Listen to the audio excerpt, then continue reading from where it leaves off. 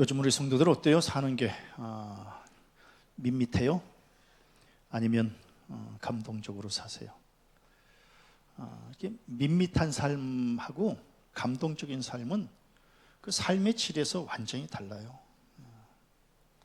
그러니까 이렇게 밋밋한 삶은 시간으로 말하면 크로노스의 그냥 일상적인 삶을 사는 거예요. 별로 재미가 없어요.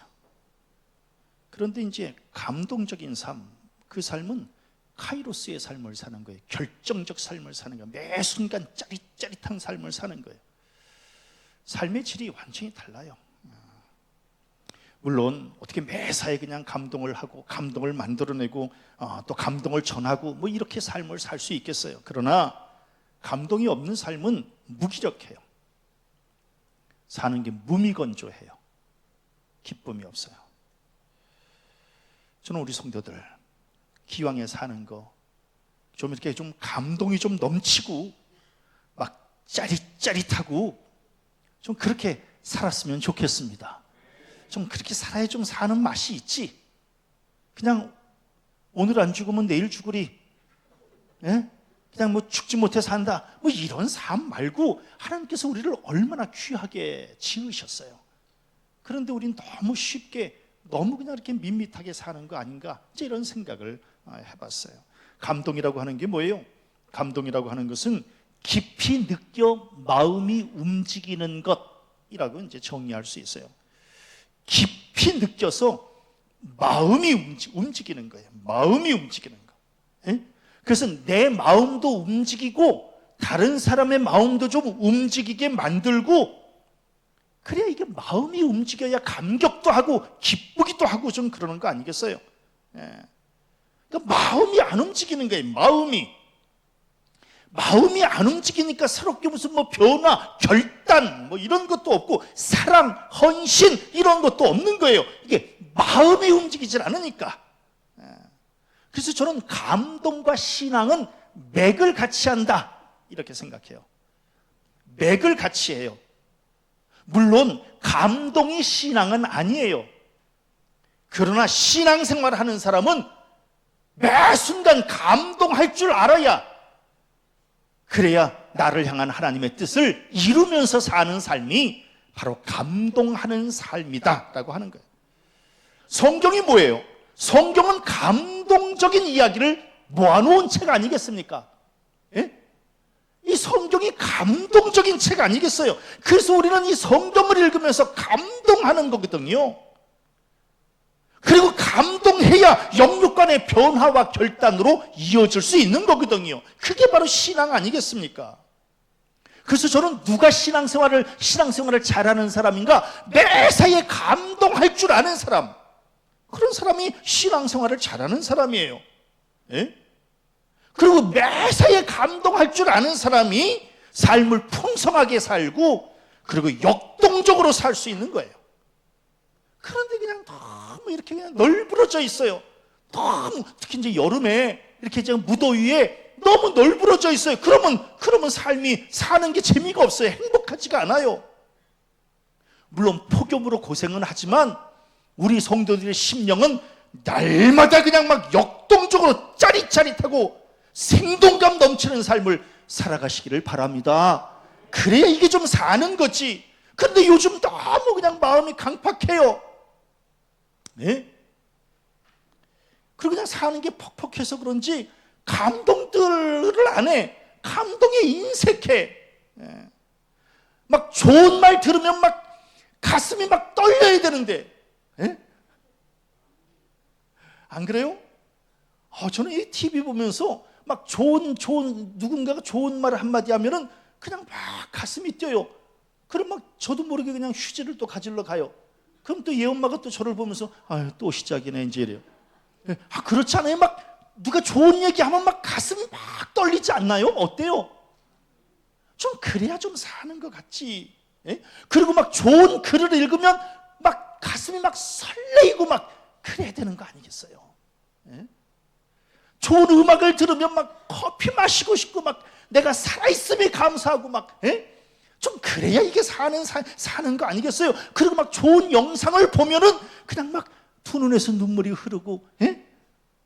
좀 이렇게 살아야 매 순간 사는 것 같지. 그런데 요새는 별로 그렇게 자극이 안 되시는 것 같아. 예? 이렇게 막 가슴이 막 시리고, 막 눈시울이 막 붉어지고, 온몸에 막 소름이 돋고, 두 손에 막 힘이 모아지고, 이래야 이제 이게 사는 맛이 나는 거 아니겠습니까? 저는 인간은 감정의 동물이라 그러잖아요. 최 목사는 인간은 감동의 동물이다, 이렇게 생각하는 사람이에요. 그래서 인간은 감동할 때에 비로소 인간이다. 이걸 다른 말로 하면 감동하지 않으면 인간도 아니다. 네? 그러니까 매사에 감동해야 그게 비로소 인간이다라고 하는 거예요. 우리가 뭐 때문에 사는가? 감동하려고 사는 거예요. 아멘. 굉장히 중요한 거예요. 저는 이제 다윗과 요나단, 그리고 그의 아들 무비보셋, 성경을 읽으면서, 저는 이제 오늘 성경 말씀 읽으면서 마치 드라마를 한 편 본 것과 같은, 예? 막 감동을 받은 거예요. 새삼스럽게. 제가 이 말씀을 모르는 사람이 아니잖아요. 그런데 지난주에 이 말씀을 읽으면서 그냥 막 가슴이 짜릿짜릿한 거예요. 마치 그냥 영화 한 편 본 것 같은 거야. 그냥, 예? 너무너무 행복했었어요. 그래서 제가 우리 성도들에게 오늘 그냥 드라마 이야기 하듯이 좀 얘기 좀 해주고 싶은 거예요. 누가 저한테 그런 얘기를 해요. 한국에서 스토리텔링, 말하듯이 설교하는 사람으로 따지면 최 목사가 으뜸이래요. 그러니까 오늘 제가 옛날 얘기 해주듯이 그냥 이렇게 스토리텔링으로 이렇게 얘기를 하려고 그래요. 그럼 한번 좀 얘기를 좀 잘 듣고, 감동 받으실 분은 좀 받고, 어떤 사람은 또 연속극 보다가 또 졸잖아요. 오늘은 졸아도 괜찮아. 그냥 이렇게, 그냥 졸린 드라마구다 이렇게 생각하고 그냥 졸아도 괜찮아요. 이 감동적인 얘기들.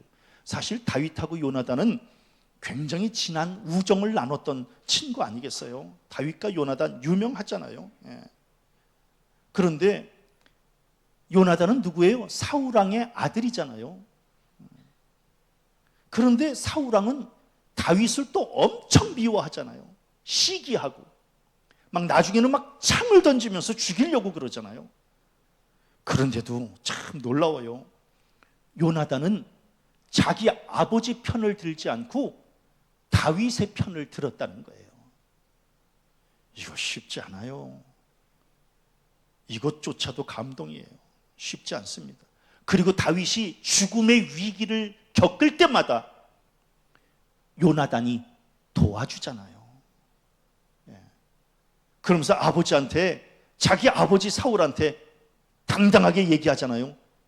다윗이 무슨 죄가 있길래 아버지 그렇게 그냥 다윗을 미워하느냐고, 다윗처럼 좋은 사람이 어디 있느냐고 그렇게 이야기를 할 정도로 요나단은 다윗을 굉장히 사랑했던 사람이에요. 그래서 성경에는 뭐라고 기록하고 있어요? 사무엘상 18장 1절에 보니까 요나단의 마음이 다윗의 마음과 하나가 되어 요나단이 그를 자기 생명같이 사랑하니라, 이렇게 말씀하고 있어요. 그러니까 둘이는 굉장히 아주 진한 우정, 진한 사랑을 나눴던 관계예요.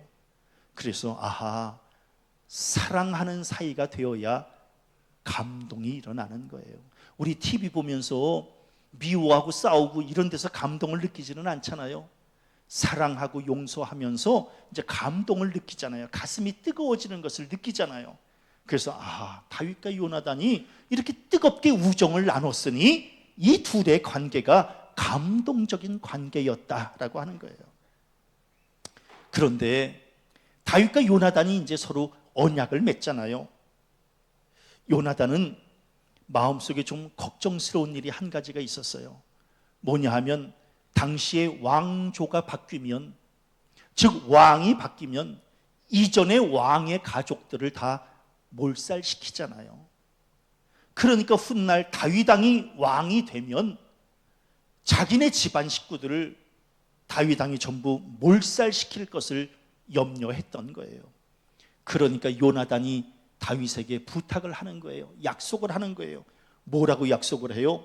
너는 내 인자함을 내 집에서 영원히 끊어버리지 말라. 이렇게 이제 약속하는 거예요.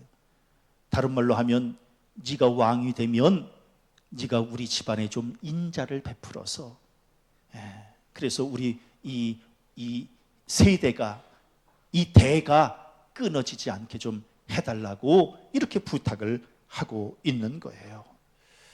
사실 요나단이 인간적인 욕심을 가졌다면 요나단이 왕이 될 수도 있었을 거예요.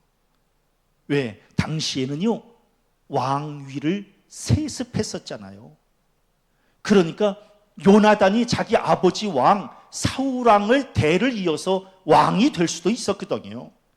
그런데도 불구하고 요나단은 자기가 왕이 되려고 하지를 않았던 거예요. 왜? 그것은 사사로운 생각이라는 거예요. 인간적인 계산이라는 거예요. 그러면서 뭐예요?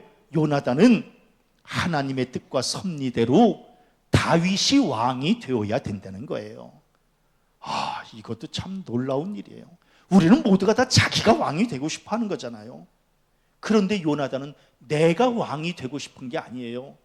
그것은 하나님의 뜻이 아니라는 거예요. 하나님의 뜻에 따라서 내 친구 다윗이 왕이 되어야 된다는 거예요. 참 감동스러운 일이지요. 마침내 세월이 흘러서 사울왕이 죽지요. 전쟁터에 나가서 죽어요. 요나단도 그 아버지 사울왕과 같이 전쟁터에 나가서 마침내 같이 죽음을 맞이하게 돼요. 그리고 이제 다윗이 왕이 되고, 그리고 이제 전쟁을 잘 마감하고, 그리고 이제 태평 성국으로 이제 만들어내게 돼요, 나라를. 그래서 성경에는 뭐라고 기록하고 있느냐면, 여호와께서 주위의 모든 원수를 무찌르사 왕으로 궁에 평안히 살게 하신 때에, 아하, 정치적으로 안정기에 접어들었구나. 이제 다윗이 이제 나라를 다 평정한 거예요. 그리고 이제 이렇게 평안히 있을 때에 문득 기억이 나는 거예요. 무슨 기억이 나요? 옛날에 요나단과 맺은 언약이 기억나는 거예요. 언약이. 요나단이 뭐라고 얘기를 했어요? 너는 내 인자함을 내 집에서 영원히 끊어버리지 말라. 이렇게 이제 약속했던 그 약속이 이제 떠오르는 거예요. 그러니까 이제 다윗이 자기 신하를 불러서, 사울의 집에 아직도 남은 사람이 있느냐? 내가 요나단으로 말미암아 그 사람에게 은총을 베풀리라. 내가 하도 전쟁 치르고 이 정치적으로 이 나라를 안정시키느라고 정신이 없었는데 그동안, 근데 이제 나라가 평안해지니까 옛날에 요나단과 맺은 그 언약이 떠올랐는데, 혹시 사울의 집에 아직도 남은 사람이 있느냐라고 이제 물어본 거예요.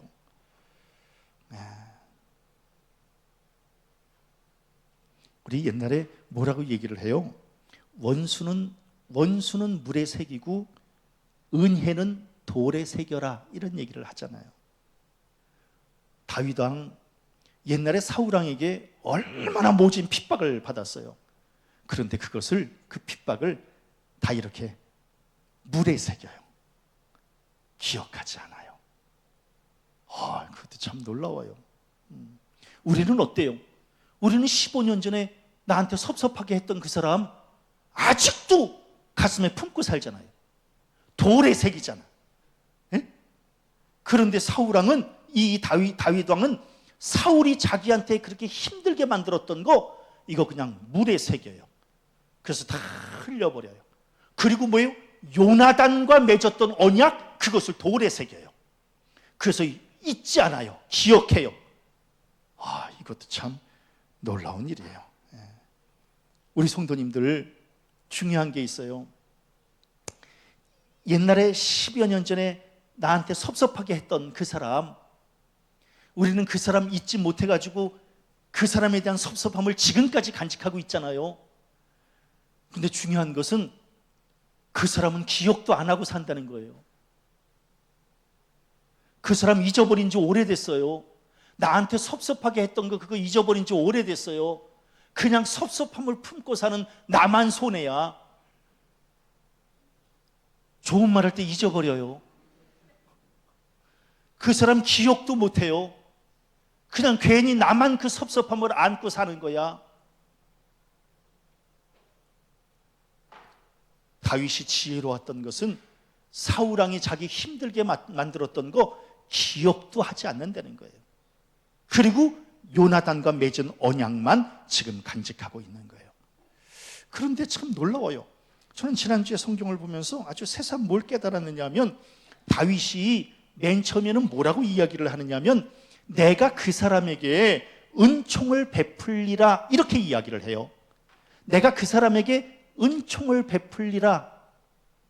그런데 바로 그 뒤에서 또 뭐라고 얘기를 하냐면, 내가 그 사람에게 하나님의 은총을 베풀고자 하노라, 이렇게 이야기를 해요.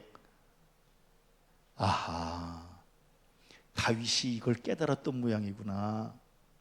자기가 베푸는 은총과 하나님께서 베풀어 주시는 은총의 차이를 다윗은 알았던 거구나. 그러니까 맨 처음에는 내가 그 사람에게 은총을 베풀리라, 이렇게 얘기를 했더니 거기에 대한 한계를 깨달았는지도 모르겠어요. 제 생각에 아차 싶었을 것 같아요. 왜? 내가 은총을 베푼들 이걸 얼마나 베풀 수 있어요? 하나님의 은총을 베풀고자 해야 그 은총이 오래가는 거 아니겠어요? 우리 성도님들, 최 목사가 우리 교인들 사랑해 줘봐야 뭐 얼마나 대단한 사랑이겠어요? 그냥 최 목사는 하나님, 우리 성도들을 사랑해 주세요라고 기도해 주는 게, 그래서 우리 성도들 하나님의 사랑을 받는 게 더 큰 사랑이 아니겠습니까? 그래서 다윗도 이걸 깨달은 거예요. 내가 그 사람에게 내 은총을 베푼다라고 생각을 했는데 아니라는 거예요. 하나님의 은총을 베풀고자 하니라. 저는 우리 성도들에게 분명히 말씀드려요. 최 목사가 우리 성도들 사랑해 주는 거 소용없어요. 하나님의 사랑을 받으시기를 바랍니다. 최 목사가 우리 성도들에게 무슨 은혜를 베풀게 있겠어요? 하나님의 은혜를 덧입으시기를 바랍니다. 그러면서 뭐예요? 아직도 사울에게 남은 사람이 있느냐? 그랬더니 당시에 사울왕의 집에 종이, 시바라고 하는 이 종이 있었는데, 이 종이 와서 뭐라고 얘기를 해요? 네, 아직 한 사람이 남아 있습니다. 그게 누구냐? 요나단의 아들이 있는데 다리 저는 자니이다, 이제 이렇게 보고를 하는 거예요. 요나단의 아들 무비보셋이거든요. 이 무비보셋이 다리를 전다는 게, 왜 다리를 저느냐 하면, 이 무비보셋이 5살 때 할아버지 사울왕, 아버지 요나단 같이 블레셋과의 전쟁에서 나가가지고 그래서 이제 죽게 되거든요.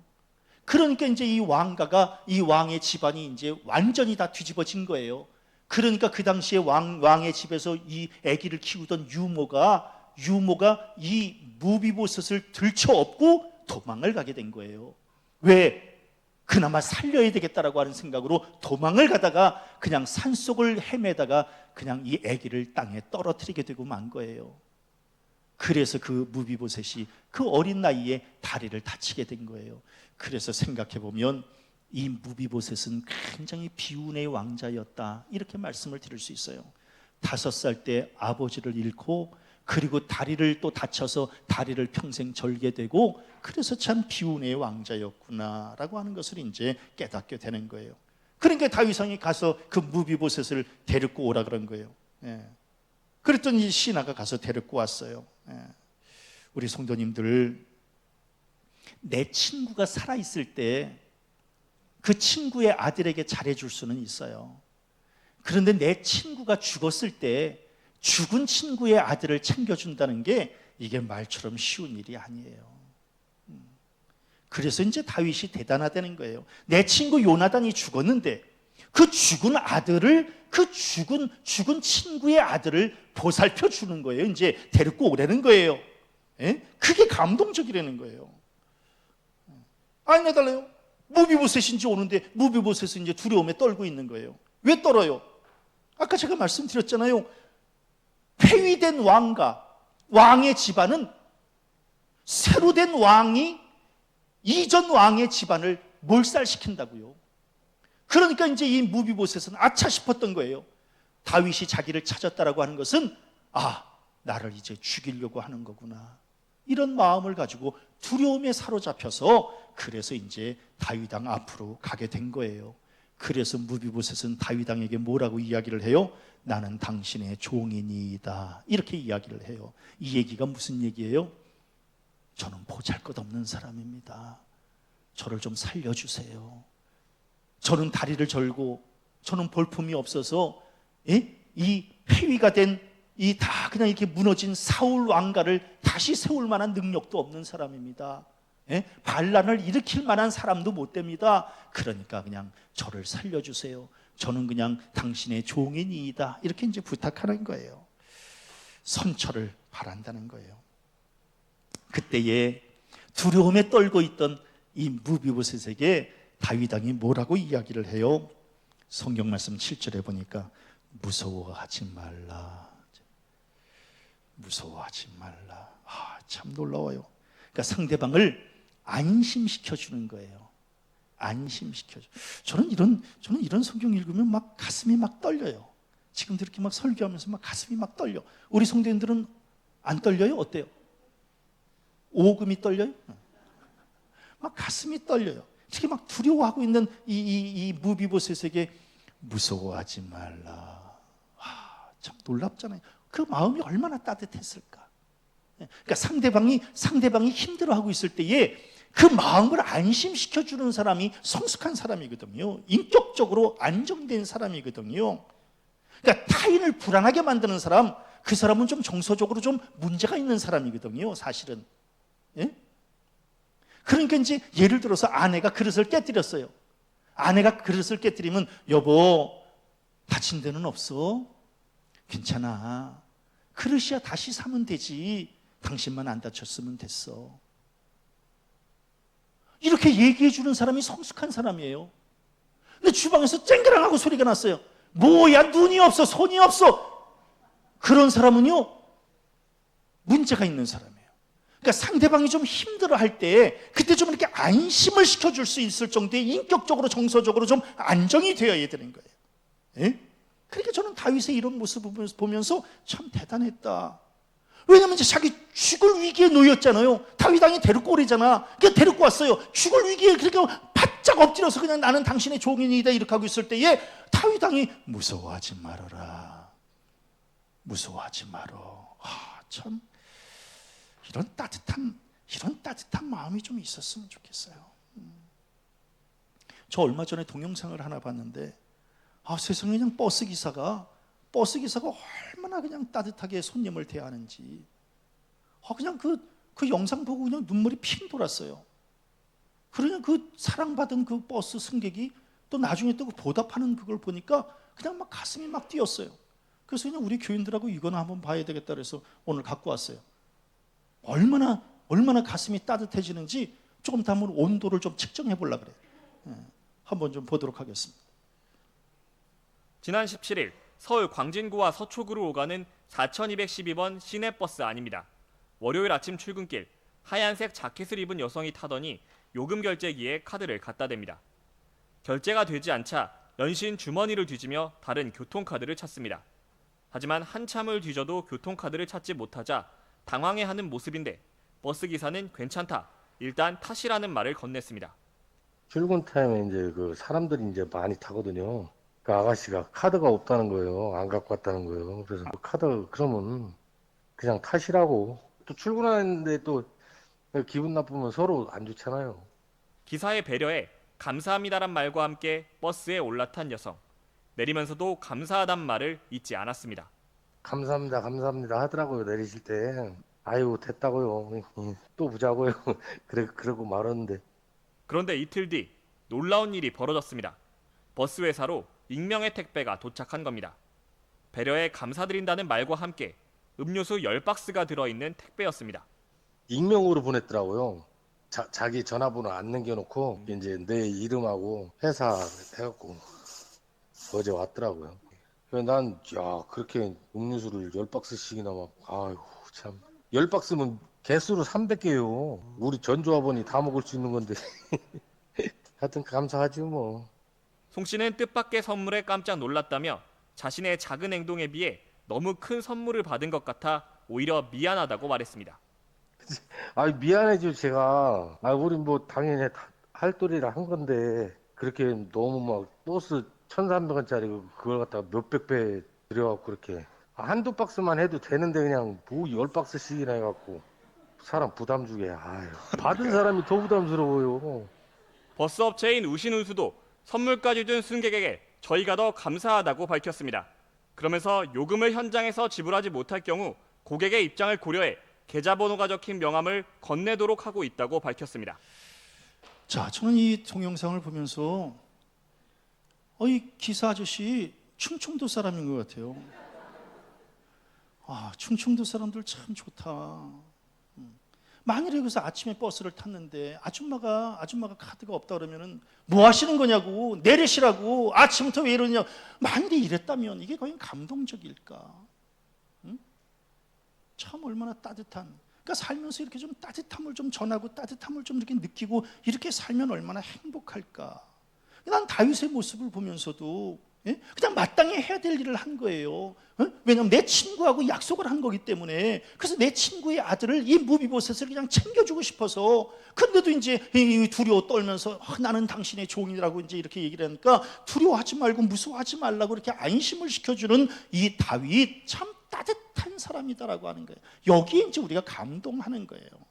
여기야 참 정말 아름다운 일들이다라고 하는 거예요. 그러면서 뭐예요? 다윗은 무비보셋에게 뭐라고 이야기를 해요? 내가 반드시 네 아버지 요나단으로 말미암아 내게 은총을 베풀리라라고 하는 거예요. 응? 네 아버지하고 내가 약속을 했는데 그 약속 내가 반드시 지킬 것이다라고 하는 거예요. 그러면서 반드시라고 하는 게 참 중요한 얘기예요. 반드시라고 하는 아주 신의를 지키겠다라고 하는 이 다윗의 아름다운 모습 아니겠어요? 그러니까 약속이라고 하는 것이 뭐예요? 약속은 신용과 인격을 기반으로 하는 거예요. 그러니까 약속이라고 하는 것은 하는 데 의미가 있는 게 아니라 지키는 데 의미가 있는 거예요. 약속은. 그러니까 반드시 지켜야 되는 거예요. 약속은. 약속 지키는 사람이 신용이 있는 사람이고 대인관계가 좋은 사람이에요. 약속을 지키는 거예요. 약속을. 작년 8월에 저한테 돈 빌려간 사람이 다음 주에 주겠다고 그러는 사람이 금년 8월인데 여태까지 안 줘. 얼마나 자존감이 떨어지는지 아시겠어요? 저 스스로가. 기가 막힐 일이에요. 응? 그 돈의 액수가 문제가 아니라 내가 살면서 이렇게 살진 않았거든요. 특히 목사한테 돈 빌려달라는 사람이 어디 있어? 근데 그냥 그 사람은 이제 잘 모르니까 그냥 빌려달라 그랬던 거예요. 그러니까 빌려줄 수 있지. 왜 너무 어렵다니까. 그러면 어려우면 빌려줬으면 받아가지고 왜 다음 주에 주겠다며. 그럼 다음 주에는 못 주면 그 다음 달이라도 줘야지. 지금 벌써 8월에 1년이 됐네. 생각해보니까 갑자기 그 생각하니까 화가 나네. 왜 약속을 안 지켜? 약속을 지켜야지. 그러면 안 되는. 우리 맨날 뭐라 그래요? 목사님 뭐 돈이 거짓말을 하지 사람이 거짓말을 하나요? 아니에요. 사람이 거짓말을 하더라고 이번에 보니까. 그래서 이번에 내가 깨달았어요. 아하, 이게 돈을 빌려주면 돈도 잃고 사람도 잃는 거구나. 이거를 내가 이번에 깨달았다니까. 김구라 권생 한 번만 도와서 돈 빌려달라는 가만 안 놔둬. 왜냐면 돈도 잃어버리고 사람도 잃어버리고. 돈 빌려달라 그러지 마세요. 절대로. 그리고 돈 없어서 빌려가는 게 어쩔 수 없지. 그러면 그 약속을 지키라는 거예요. 약속을. 아멘. 약속을 지켜야지. 왜 약속을 안 지켜? 그러면 사람 마음이 상하잖아. 난 살면서 이렇게 자존감이 떨어져 본 적은 처음이야. 예. 그래서는 안 돼요. 사람의 자존감을 떨어뜨리면 안 돼. 저는 이번에 뭘 깨달았느냐면요, 돈 빌려간 사람이 자존감이 떨어지는 줄로 알았어요. 저는 그동안은. 왜냐하면 사람은 다 자기 경험을 통해서 배우게 되잖아요. 그러니까 돈 빌려간 사람이 자존감이 상하는 줄 알았어요. 아니더라고. 돈 빌려준 사람이 자존감이 상하더라고. 나 이번에 이걸 깨닫게 됐어요. 그래서 이게 이런 거였구나. 그 다윗이 굉장한 사람이에요. 약속을 지키는 거예요. 약속을. 참 우리 살면서 좀 약속 정도는 좀 지키면서 살았으면 좋겠어요. 부족하지만 최 목사 13년 동안 출퇴근 시간 어긴 적이 없다 그랬잖아요. 약속이에요. 이것은 위로는 하나님과 아래로는 저 스스로 또 우리 교인들 앞에 지키는 거예요. 오늘도 7시 40분에 출근하는 거예요. 왜? 약속이거든요. 그러니까 박 목사님은 힘들지. 박 목사님은 힘들어. 이런 사람하고 같이 살면 반드시 지켜야지. 갑자기 그 생각이 나네. 우리 최승용 목사 참 착한 사람이에요. 이번에도 그 옥수수 자기네 동네에 그 자기네 앞마당에 옥수수 이렇게 했다고 옥수수를 한 박스 이렇게 보내면서 목사님 상품성은 없어요. 그러나 그냥 정성껏 이렇게 키웠어요. 목사님 옥수수 좋아하신다는 얘기는 제가 옛날부터 아니까 좀 잡숴보세요. 그리고 이제 한 박스를 이렇게 보냈더라고. 그래서 내가 참 고맙다. 근데 그 최승용 목사가 박 목사님한테 그랬다는 거예요. 박 목사님이 2년 전에 나 저기 가락중앙교회 다시 가게 됐다고. 그랬더니 최승용 목사가 아유 그 10여 년 전에 최 목사님 어떤 분이라는 걸 다 알면서도 거길 또 가느냐고 이제. 아이고. 나 그때 그 목사 아니야. 성질 많이 죽었어. 그러니까 약속은 지키는 거야. 약속. 요새도 이제 우리 박 목사님이 힘들겠지. 왜냐면 약속을 철저하게 지키는 사람하고 옆에서 이제 같이 살으려면 쉽지 않지. 그러나 약속을 지켜야지. 그래야 사람이지. 응? 그러니까 이제 이 무비보셋이 이제 다윗이 내가 네 아버지하고 약속한 것 때문에 내가 너에게 은총을 베풀리라 이렇게 얘기를 했어요. 그러면서 이제 뭐라고 얘기를 해요? 다윗이 내가 네 할아버지 사울의 모든 밭을 다 네게 도로 주겠고 이렇게 얘기를 해요. 사실 이 얘기를 왜 했는지 아시겠어요? 당시 무비보셋이 다리를 좀 다쳤잖아요. 그러니까 이제 이렇게 뭐 활동력도 없고 뭐 능력도 잘 없고 이제 이렇게 되니까 그러니까 사울왕의 그 집에서 일하던 종 시바가 사울왕의 집안의 재산을 전부 다 자기가 관리한다는 명목으로 자기가 갖고 있었거든요. 성경을 보면. 그러니까 사울왕이 이 다윗왕이 그걸 모르겠어요. 이렇게 보니까 뻔하지요. 그런데 놀랍게도 이 다윗이 거기다 대놓고 얘기를 한 거예요. 내가 네 할아버지 사울의 모든 밭을 다 네게 도로 주겠고 라고 하는 거예요. 이 얘기를 시바가 들었으니 청천벽력 같은 소리 아니겠어요? 그런데 무비보셋에게 그 명예를 살려주는 거예요. 너 이제 다 사람들에게 무시당하지 말고 너 왕가의 집안의 그 명예를 다시 살리고 그러면서 참 놀랍잖아요. 이 감동적이잖아. 이런 얘기들이 막 가슴이 막 떨리잖아요. 우리 성도님들은 이런 얘기 들으면 막 가슴이 안 떨려요? 목사님 그냥 점심에 국수 먹을 생각을 하니까 가슴이 막 떨려요. 이제 가슴이 막 떨리잖아요. 이 참 다윗이 굉장히 섬세했던 사람이구나. 어떻게 그냥 그 할아버지 재산까지도 다 해가지고 이 무비보셋에게 다 돌려주려고 했을까? 참 놀라운 거예요. 그래서 엄밀히 말하면 몰락한 왕가의 재산은 국고로 귀속되고 그리고 더 나쁜 왕이면 아마 새로운 왕의 집안으로 그 재산은 다 넘어갈 수 있는 가능성이 있어요. 그런데도 다윗은 그 물질에 연연하는 사람이 아니에요. 그러니까 가슴으로 품는 사람이에요. 손에 만져지는 이거를 원했던 사람이 아니에요. 그러니까 그냥 그 무비보셋에게 주면서 그러면서 그 왕가를 다시금 이렇게 살려보려고 하는 그 놀라운 그 배려, 이런 것들이 이제 숨어 있는 거예요.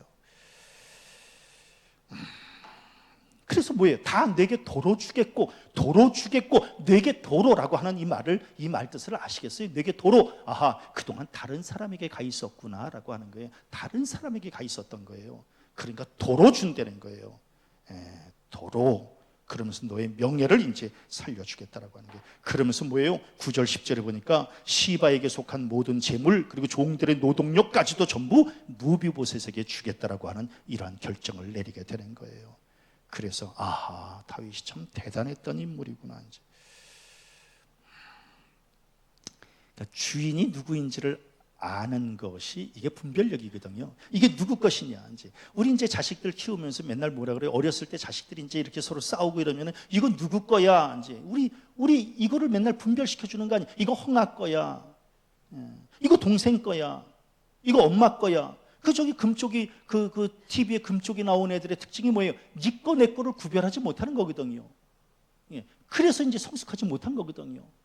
어른들도 뭐예요? 어른들도 네 거 내 거를 구별할 줄 모르는 사람은 성숙하지 않은 거예요. 그 다윗이 성숙한 사람이라고 하는 것은 네 거 내 거를 정확하게 구별하는 거예요. 이거는 종의 시바의 것이 아니라 네 거라는 거예요. 이거 다른 생각하면, 엄밀히 말하면 또 다른 생각하면 나라 거 있을 수도 있고 다윗이 가질 수도 있고, 그러지 않겠다는 거예요. 이건 네 거라는 거예요. 그래서 저는 지도자가 물질에 깨끗해야 이게 참 지도자라는 거예요. 그러니까 지도자의 덕목 중에 하나가 물질로부터 자유롭고 물질로부터 깨끗해야 된다는 거예요. 자, 시간이 없으니까 이제 그만해요. 하나만 더 하고, 놀라운 감격적인 얘기가 있어요.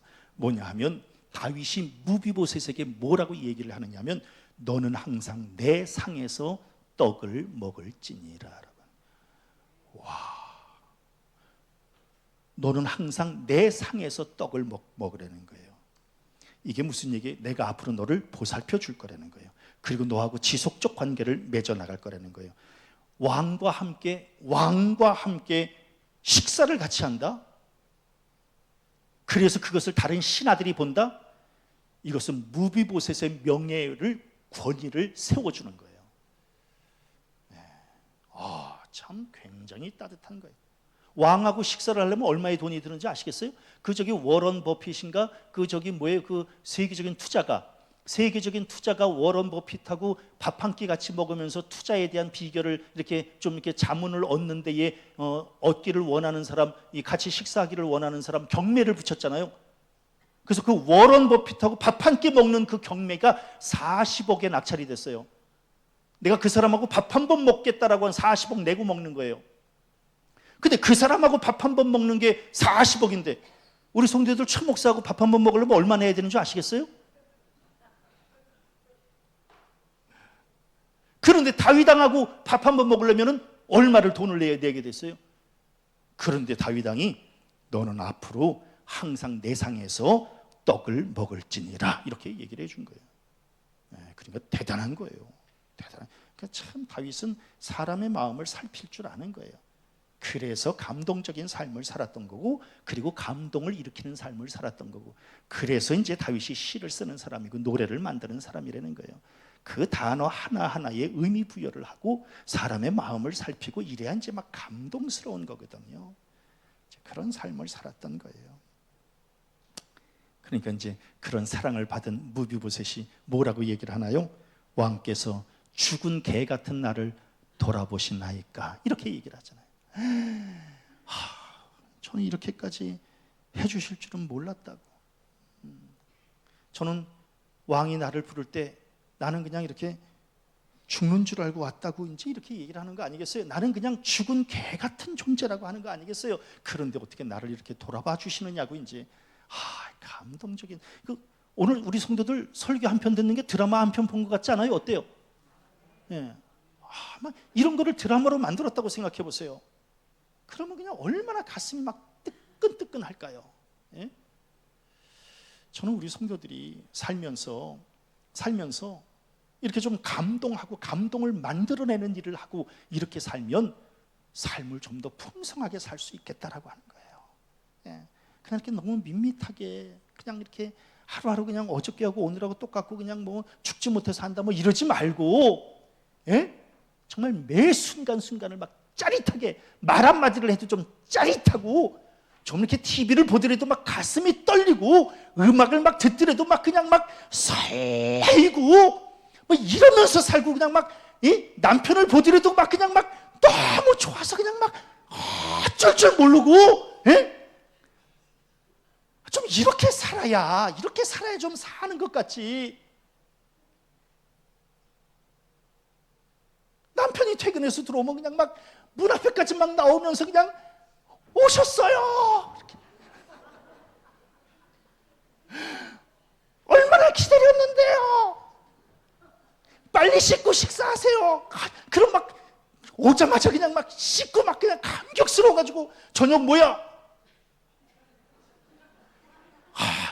그러니까 매사에 좀 이렇게 좀 살아야 이게 사람 사는 거지. 문을 열고 들어갔더니 왔어요?